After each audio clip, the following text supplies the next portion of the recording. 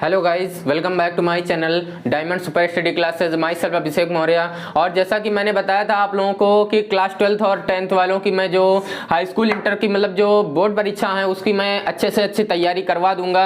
यही जो अब आपका समय है, मतलब जो बोर्ड पेपर से पहले का जो समय है।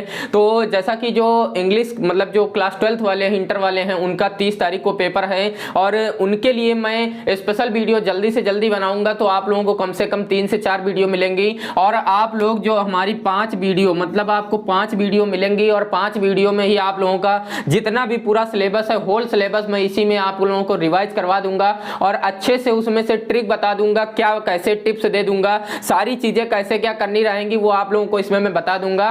बस ये बशर्ते रहेगा कि आप लोग उसकी एकदम अच्छे से तैयारी जरूर कर लीजिएगा, वीडियो प्रॉपर वॉच कर लीजिएगा, तभी आप लोगों को अच्छे से समझ में आएगा। तो जैसा कि आज हम लोग यहाँ पे जब आए हैं तो यहाँ पे हम आज 15 नंबर के लिए आए हैं। मतलब कि आप लोगों का जो 100 नंबर का पेपर होगा उसमें से हम 15 नंबर यहाँ पर लेके आए हैं। और इससे भी पहले मेरी 2 वीडियो पड़ चुकी हैं, अगर वो नहीं देखे हैं आप लोग तो देखिएगा जाके, okay.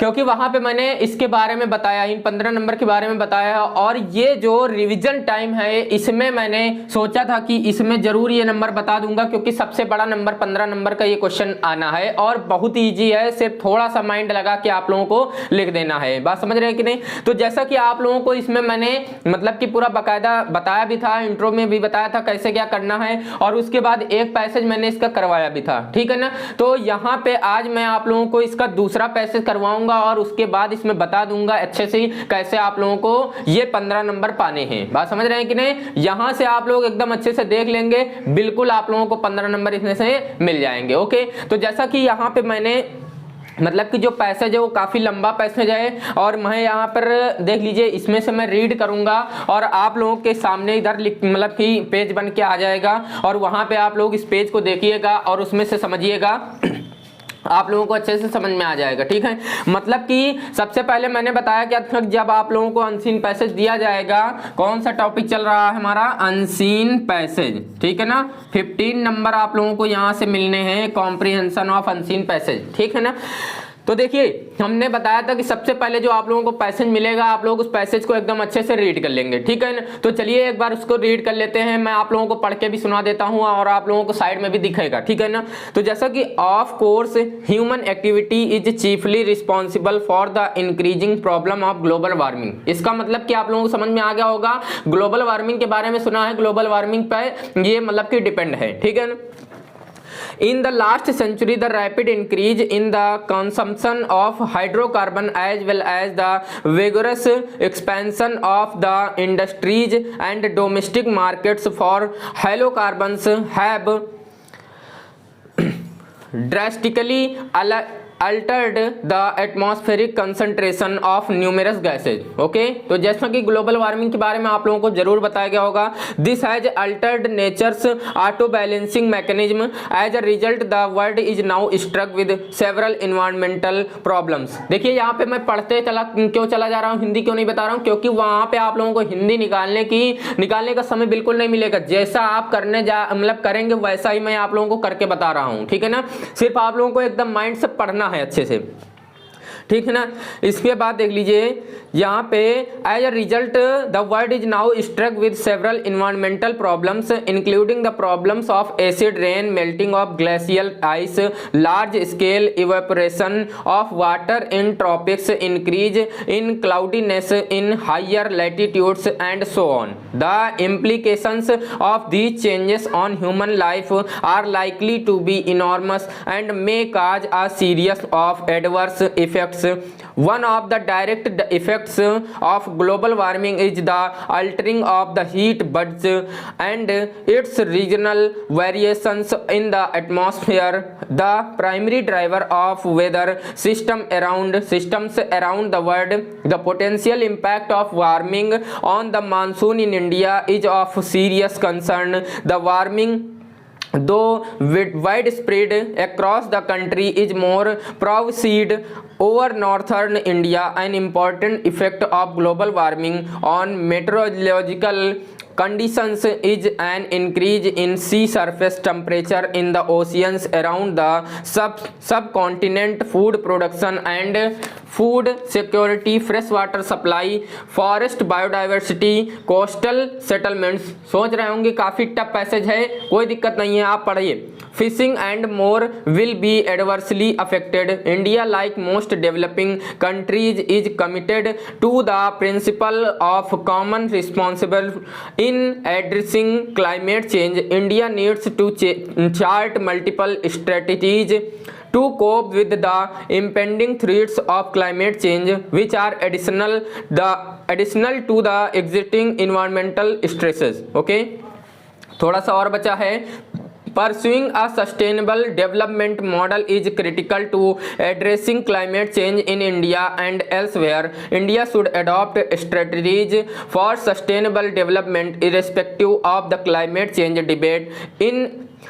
It involves economic growth, social equity and environmental sustainability. Okay, तो ये जैसा कि देख रहे होंगे आप लोग, ये मैंने पैसेज आप लोगों को पढ़ के बता दिया है। आप लोगों ने भी पैसेज एक बार पढ़ लिया और आप लोगों को कुछ ना कुछ समझ में जरूर आ गया होगा कि आप लोगों का ये पैसेज जो दिया गया है, ये पैसेज आप लोगों का ग्लोबल वार्मिंग पे है आधारित। ओके, अब जैसा कि इसमें आप लोगों को होगा क्या कि ये आप लोगों को एक पैसेज दिया जाएगा 12, 15, 20 लाइन का, ठीक है ना। उसके बाद आप लोगों को ये पैसेज हो गया, उसके बाद आप लोगों को इसमें से क्वेश्चन दिए जाएंगे। कितने क्वेश्चन दिए जाएंगे? देखिएगा 4 क्वेश्चन आप लोगों को दिए जाएंगे, ठीक है ना।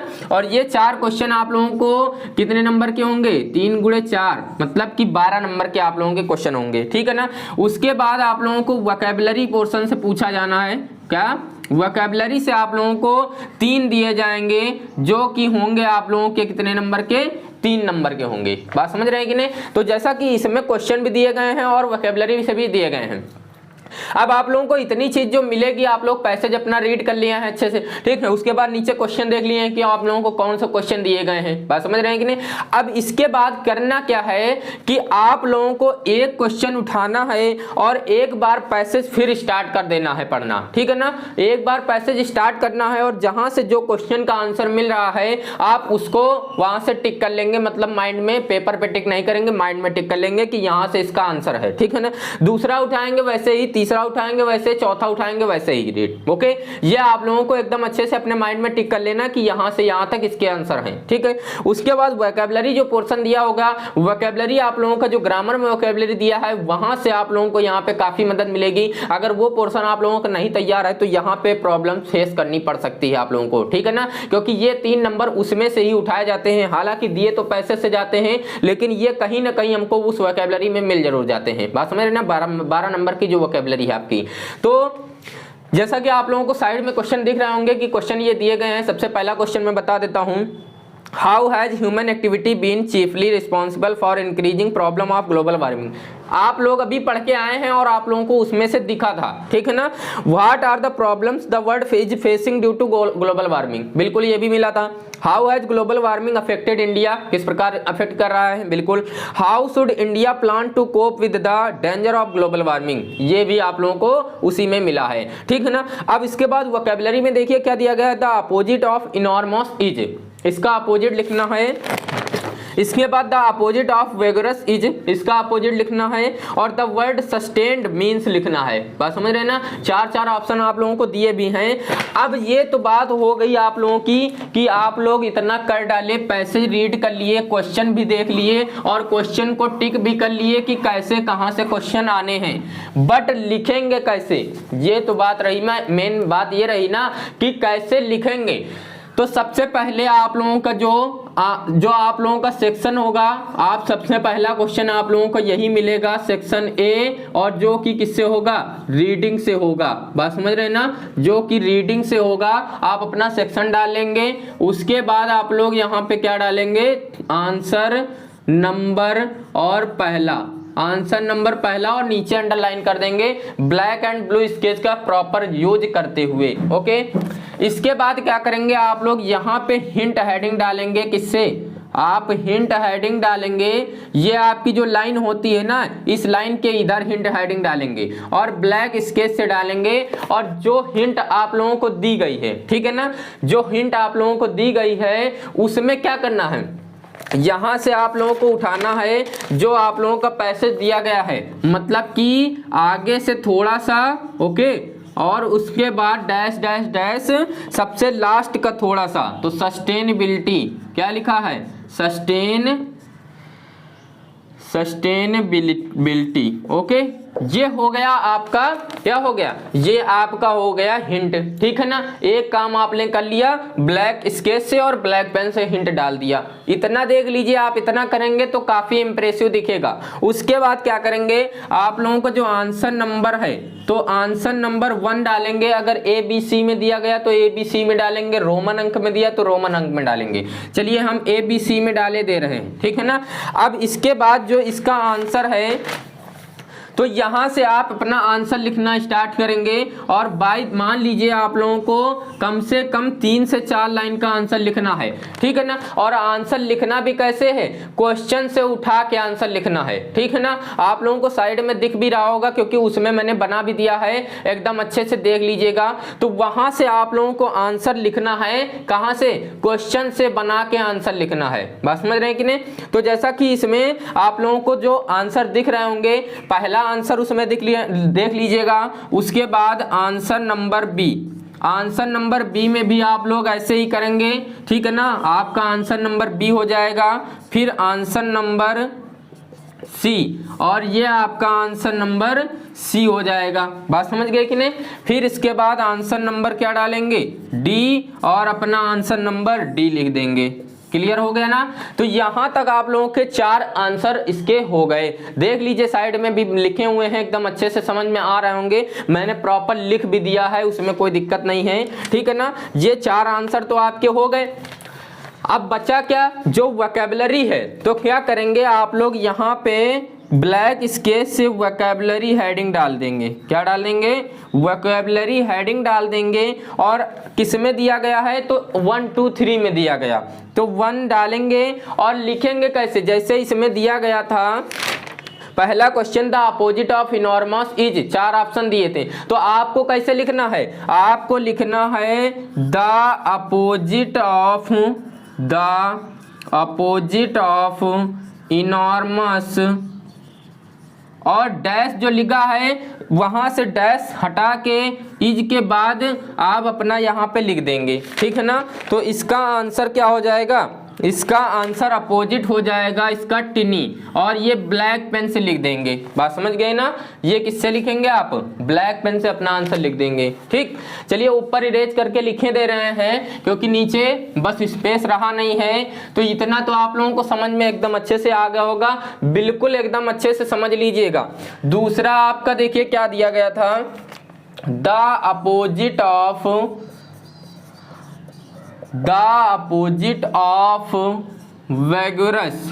वैगरस, ये मीनिंग उसमें आई थी। तो इतना लिखने के बाद और क्या लिखेंगे, यहाँ पे आप ब्लैक पेन से वीक लिख देंगे। बात समझ गए कि नहीं। फिर ऐसे ही करके तीसरा, द वर्ड क्या है, द वर्ड सस्टेन्ड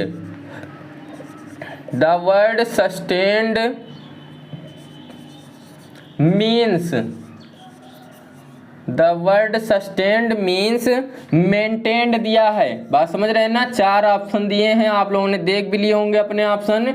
सस्टेन्ड का मीन्स होता है मेंटेन्ड। बात समझ गए कि नहीं। तो ये इस तरह से आपका पैसेज कंप्लीट हो गया।